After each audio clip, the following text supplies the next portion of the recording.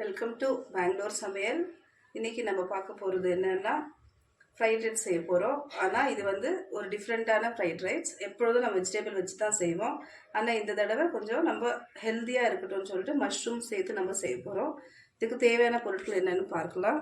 முதலாவது மஷ்ரூம் எடுத்துருக்குறோம், beans, carrot, capsicum, onion, கொத்தமல்லி, ஸ்ப்ரிங் ஆனியன், இஞ்சி பூண்டு சிறுசாக நசுக்கி வச்சுருக்கோம்.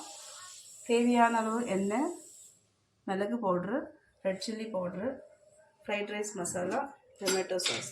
செய்முறை எப்படி செய்யுதுன்றது இப்போ பார்க்கலாம். முதலாவது எண்ணெய் ஊற்றலாம்.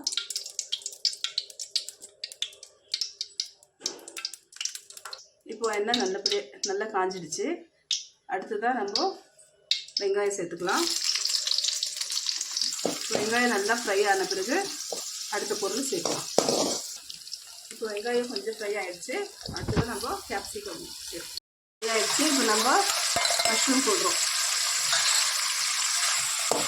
மஷ்ரூம் ஒரு 5 நிமிஷம் வேகட்டும், அப்புறமா மீதி ஐட்டம் ஆட் பண்ணலாம்.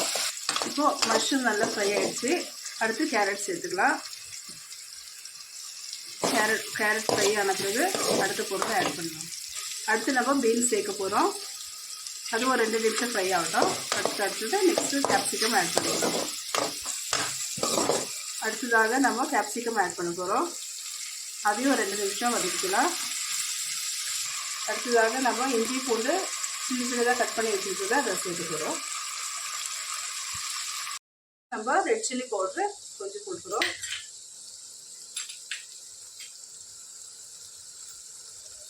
அடுத்ததாக ஃப்ரைட் ரைஸ் மசாலா ஆட் பண்ண போகிறோம். அடுத்தது தேவைக்கான சால்ட் போட்டுக்கலாம். அடுத்து டொமேட்டோ சாஸ் போட்டு போகிறோம். இப்போ வந்து எல்லாத்தையும் மிக்ஸ் பண்ணி கொடுக்க போகிறோம். நல்லா மிக்ஸ் பண்ணோம். மிக்ஸ் பண்ணிவிட்டு பார்க்கலாம்.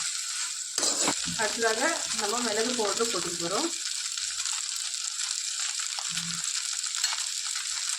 அடுத்து கடைசியாக கொத்தமல்லி மேலே போட்டு ஸ்ப்ரிங் ஆனியனும் கொத்தமல்லியும் ஆட் பண்ண போகிறோம்.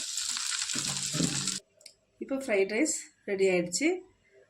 நீங்கள் வீட்டில் செஞ்சு பார்த்துட்டு எப்படி இருக்குது கமெண்ட் பண்ணுங்கள், லைக் பண்ணுங்கள், சப்ஸ்கிரைப் பண்ணுங்கள். தேங்க்யூ ஃபார் வாட்சிங்.